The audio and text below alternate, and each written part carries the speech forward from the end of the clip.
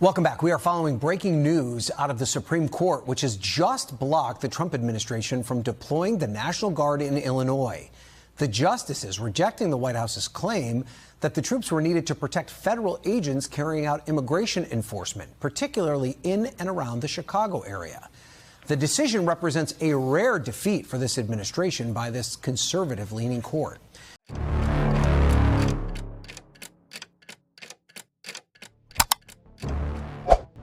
권력 간의 관계가 헌법구조상 공식적인 변화 없이도 눈에 띄게 변하는 경우가 있다.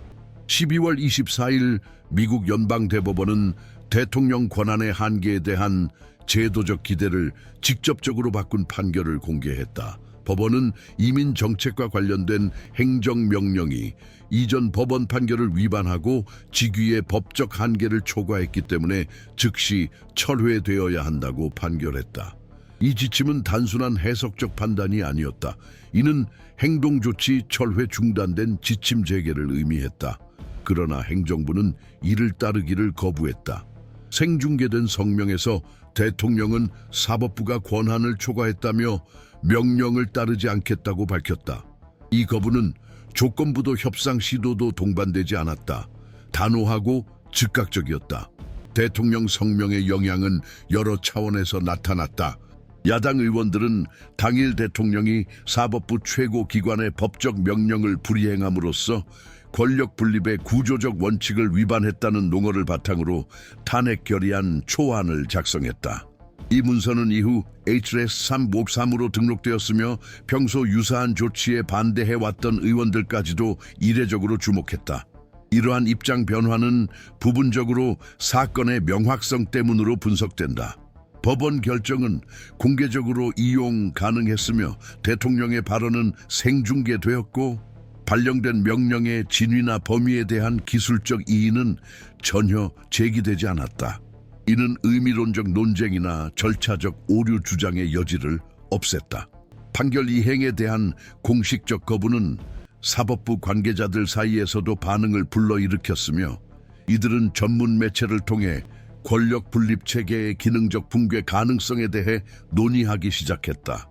미국 법체계가 자체 교정 메커니즘을 갖추고 있음에도 기관 분석가들은 대법원 결정에 대한 직접적 불복종이 일반적인 정치적 논쟁의 범위를 벗어난 도전 행위라는 데 의견을 모았다. 이는 삼권 분립의 근간인 규범의 자발적 준수에 대한 기대를 불안정하게 만드는 움직임이다. 대통령이 법원 결정에 종속되지 않는다고 주장함으로써 권위의 축을 법적 영역 밖으로 이동시키고 논쟁을 정치적 힘의 영역으로 끌어들이고 있다. 이러한 전환은 해당 사건뿐만 아니라 시스템 전반의 균형에도 영향을 미친다.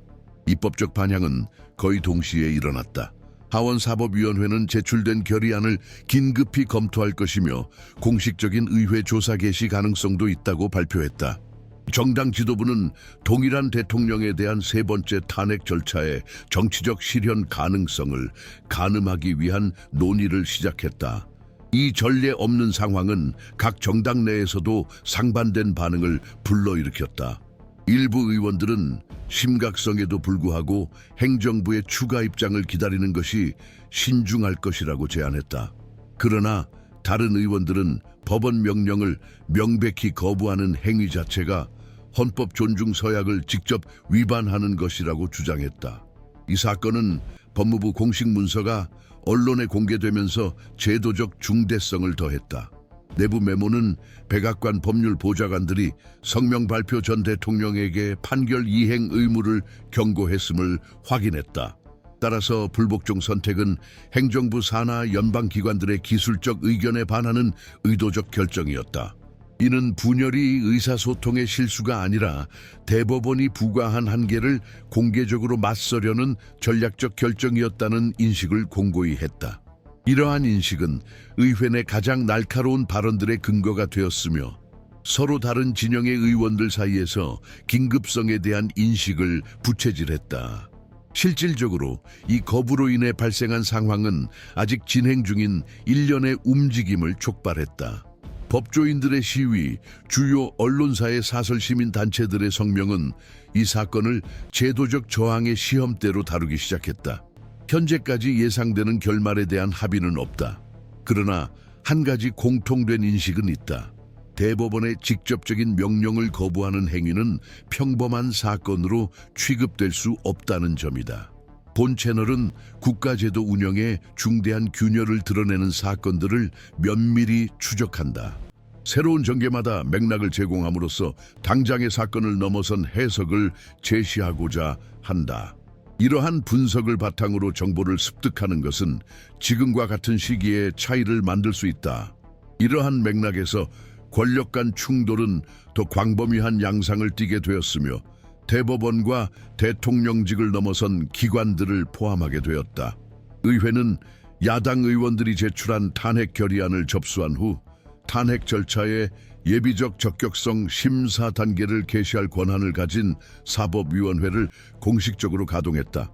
위원회 위원장은 하원 법률자문단의 기술적 지침을 바탕으로 해당 사안이 시스템적 위험을 내포하고 있다는 점을 고려해 사건 심의를 최우선 과제로 처리할 것임을 확인했다.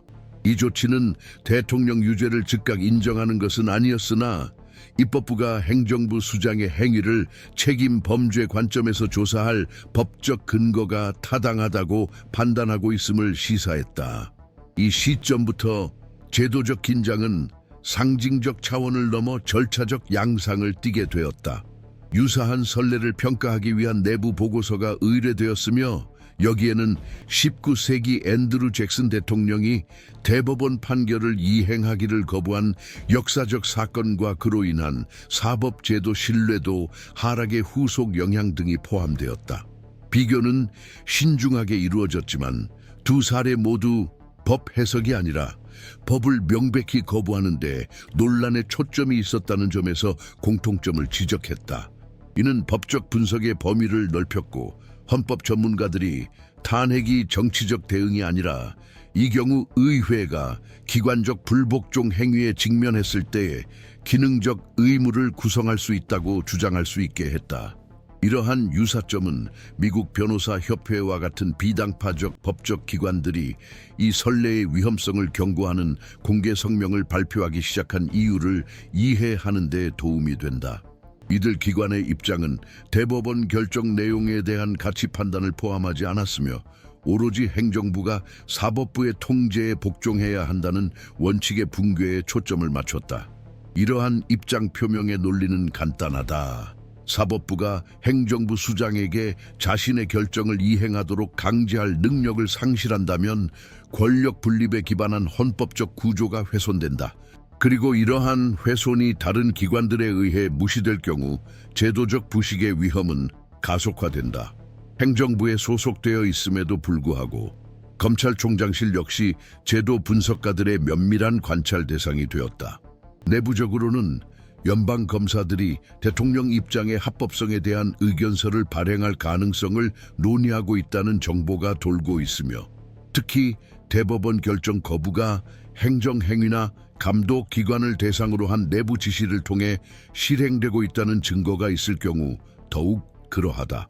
이러한 의견이 실제로 발표될 경우 헌법 규범을 명백히 위반했다는 주장에 추가적인 기술적 근거를 제공함으로써 입법 과정의 흐름을 크게 바꿀 수 있다. 이러한 제도적 갈등 고조는 사법부 자체의 신중한 입장 표명과도 맞물렸다. 공식 성명을 발표하지 않은 차에 대법원 판사들은 대통령의 거부권 행사에 대해 직접 논평하는 것을 피했으나 해당 사건과 관련된 문서들, 투표 내용, 법적 근거 절차 기록 등의 광범위한 공개를 허용했다. 대법원 관계자들에 따르면 이는 투명성을 확대하고 사회 및 다른 권력기관들이 이행되지 않고 있는 결정의 법적 논리를 이해할 수 있도록 하기 위한 목적이다. 이는 수사적 차원에서 행정부와 직접 대립하지 않으면서도 대법원의 권위를 강화하려는 전략이다. 이와 동시에 상원 의원들은 하원의 전개 상황을 주의 깊게 관찰하겠다는 신호를 보내기 시작했다. 탄핵 절차는 하원에서 단순 과반수 상원에서 3분의 2 이상의 찬성을 얻어야 대통령을 파면할 수 있지만 일부 상원 의원들은 인터뷰와 간접적 발언을 통해 당파적 충성심뿐만 아니라 사실에 기반해 사건의 실체를 평가할 가능성을 배제하지 않는다는 입장을 밝혔다. 이러한 평가의 여지가 비록 아직 초기 단계이지만 이 사건이 이미 여당과 야당 간의 일반적인 분쟁을 넘어섰음을 보여준다. 많은 상원 의원들에게 있어 이 사건에서 걸려있는 것은 단순히 한 대통령의 정치적 운명이 아니라 견제와 균형 시스템의 기능적 무결성이다. 역사적 해석도 주목받기 시작했다. 대학과 헌법연구센터에서는 과거 경험을 바탕으로 현재 사건의 함의를 분석하는 세미나와 보고서가 등장하기 시작했다. 가장 자주 제기되는 연구 방향 중 하나는 권력 간 갈등이 전례 없는 것은 아니지만 현재처럼 명확하고 문서화된 불복종 사례는 드물다는 점이다. 이로 인해 일부 학자들은 이 사건을 대통령직 맥락에서 중대한 행정 위반을 해석하는 새로운 기준으로 삼아야 한다고 주장한다. 합의가 이루어지지 않았더라도 이 논의가 전문가 집단에서 제기되었다는 사실 자체가 사건의 영향이 즉각적인 뉴스 사이클을 넘어섰음을 시사한다. 이러한 분석 의견 제도적 표명의 수렴은 미국 정치 체제에서 보기 드문 정렬 구도를 형성한다. 특정 행위, 법원 결정 불이행에 집중되었던 긴장이 이제 국가의 다중 영역으로 파급되며 각 영역은 자신의 권한과 책임에 따라 반응하고 있다. 이러한 다양한 반응들은 이 교착 상태가 단일 사건으로 취급될 수 없다는 인식을 강화한다. 이는 대통령 권한의 한계를 소극적으로 재구성할 위험을 감수하지 않는 한 조율된 제도적 대응을 요구한다. 이러한 분석은 공개적인 발언뿐만 아니라 제도적 기준에 기반하여 사건의 속도와 심각성을 추적할 수 있게 한다. 바로 이러한 접근 방식이 우리를 이끄는 방향이며 항상 맥락 책임 시민 감시에 초점을 맞추고 있다. 최근 사건은 단순히 권력 기관 간의 갈등 지점을 넘어 대통령 권한의 현행 범위에 대한 의문을 제기하는 제도적 분수령으로 부상했다. 초기에는 사법적 논란으로 다뤄졌던 이 사건은 이제 상급 법원의 결정에 직면한 행정부의 역할이 걸린 보다 광범위한 해석적 분쟁의 장으로 변모했다. 연방 법원에서 활동하는 법률가들은 이 문제가 단순히 사법명령 불이행에 그치지 않고 행정부 수장이 통제의 관례적 경계를 벗어나 운영할 의사가 있음을 시사한다고 주장해왔다. 이 전문가들에 따르면 불복종 행위는 일회성이 아니라 정부의 결정에 대한 사법부의 개입 한계를 시험하거나 압박하기 위한 전략의 일환이다. 그러나 다른 분석 흐름은 행정부가 정치적 자본 유지, 행정적 마모 억제 진행 중인 사업 보존 등 동시적 압박에 의해 행동했다고 제안한다. 이 해석은 갈등을 인정하지만 이를 결정적 단절로 규정하는 것은 피한다. 이제 관심의 초점은 두 가지 큰 질문으로 이동한다. 대통령 결정이 권력 간의 균형과 상호 견제라는 헌법적 원칙을 어느 정도까지 훼손하는지, 그리고 의회가 취할 수 있는 적절한 대응은 무엇인지. 입법부 내부에서는 상당한 의견 차이가 드러난다. 일부는 책임 추궁 절차의 시작은 법적으로 정당화될 수 있으나 정치적 실현 가능성을 위해서는 광범위한 협력이 필요하다고 주장한다. 다른 의원들은 대통령 불복종에 대응하지 않는 것은 사실상 사법명령의 구속력을 상실하는 새로운 제도적 논리를 정착시키는 것과 같다고 주장한다.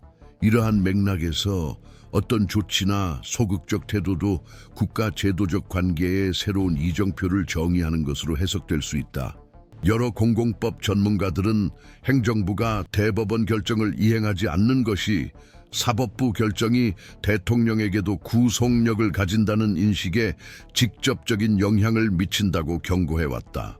그 결과 사법부 최고 기관의 권위가 도전받을 수 있는 회색지대가 형성된다. 이러한 모호성은 현재 사건을 넘어 확장될 가능성이 있으며 향후 대통령들이 선례로 활용할 수 있어 제도적 위험을 가중시킨다. 법체계에는 제재나 명령 재확인 같은 대응 메커니즘이 존재하지만 이러한 수단의 효과성은 이를 시행하려는 정치적 의지에 달려 있다. 실질적으로 대법원이 중단시킨 조치들의 지속은 취약계층에 즉각적인 영향을 미친다. 주요 영향으로는 이전에 불법으로 분류되었던 추방이 유지되는 것, 그리고 난민 신청자들에게 보장되어야 할 최소한의 권리가 차단되는 것이 있다. 시민권리보호단체들은 이러한 개인들에게 가해진 피해는 제도적 교착 상태가 해결되더라도 완전히 회복되기 어려울 것이라고 지적해왔다. 이는 논의의 일부를 인도주의적 차원으로 전환시키며 사태의 전개가 기관 간 메커니즘을 넘어 시민의 삶에 직접적인 영향을 미친다는 점을 보여준다. 상원의 태도 역시 불확실성에 휩싸여 있다. 지금까지 다수당 지도부는 상황의 심각성을 인정하면서도 명확한 방향성을 제시하지 않는 신중한 입장을 취해왔다. 이러한 전략적 침묵은 분석가들에 의해 하원의 초기 움직임을 기다리며 시간을 벌려는 시도로 해석되고 있다. 기초와 연계된 상원 의원들이 절차 진행 상황과 각자의 주에 미치는 영향에 따라 입장을 재검토할 수 있다는 추측도 있다. 정당 지도부가 투표 자유를 허용할지 여부에 대한 결정은 재판이 진행될 경우 그 방향에 큰 영향을 미칠 것으로 보인다. 행정부 핵심에서도 망설임의 신호가 포착된다. 고위 관계자들은 언론과 대담자들에게 모순된 메시지를 전달해왔다. 때로는 법원 명령을 따르지 않기로 한 결정의 정당성을 재확인하기도 하고, 때로는 정부가 제도적 재편 방안을 검토 중이라고 시사하기도 한다. 이러한 발언의 변동성은 사건 처리 방식에 대한 내부 합의가 아직 이루어지지 않았음을 드러내며, 심지어 대통령실이 위기의 규모에 놀란 것으로 보인다는 점을 시사한다. 일관된 대응 방침의 부재는 현 정부가 제도적 통제력이 크게 약화된 상태에서 운영되고 있다는 인식을 강화한다. 이러한 환경 속에서 시민사회 단체와 독립적으로 활동하는 법률사무소들의 주도해 다양한 움직임이 확대되고 있다. 대법원이 판결을 공개적으로 강화하고 이행기한을 명확히 설정하며 판결 집행을 보장하기 위한 법적 수단을 제시할 것을 요구하는 청원서가 제출되고 있다. 일부 청원서는 법원 명령 이행을 방해하는 공직자에 대한 개인적 책임, 추궁 가능성까지 제기하고 있다. 이러한 조치들이 행정부의 행위에 즉각적인 영향을 미치지는 않더라도 해당 문제를 공론회장에 계속 올려놓고 법 위반에는 반드시 결과가 따른다는 원칙을 재확인시키고 있다. 미국 사법제도는 견고한 기반 위에 구축되었지만 다른 권력기관의 지원 없이 대응할 수 있는 능력에 의문이 제기되는 시기를 맞고 있다. 대법원 단독으로는 행정부가 자신의 결정을 따르도록 강제할 수단이 없다. 이러한 한계는 입법부에 대한 기능적 의존성을 드러내며 권력 분립 모델을 수호하려면 제도적 협력이 필요함을 보여준다. 이러한 상황에서 의회는 단순한 관찰자에서 벗어나 권력 균형 회복에 구조적 책임을 지는 위치로 이동한다. 사건의 결말은 아직 열려 있다. 그러나 알려진 것은 그 파장이 한 대통령의 이미지를 넘어 민주적 통치 모델 자체에까지 미친다는 점이다. 이 위기가 어떻게 처리되느냐에 따라 향후 유사한 행동에 대한 제도적 관용의 정도가 크게 좌우될 것이다. 이 사건은 시스템 내 취약지대의 존재를 드러냈으며 그 처리 방식은 규범적 가치를 지닐 것이다. 따라서 향후 진행 상황을 주의 깊게 지켜봐야 한다. 법적 결과뿐만 아니라 권력기관들이 대화하고 견제하며 서로를 존중하는 방식에 미칠 영향까지 고려해야 한다. 본 사설라는 새로운 진전마다 엄격한 주의를 기울일 것이다. 제도적 불확실성의 시대에 비판적 관찰과 책임 있는 분석은 투명성을 보장하고 법치주의의 기본 원칙을 보존하기 위한 필수 도구이다.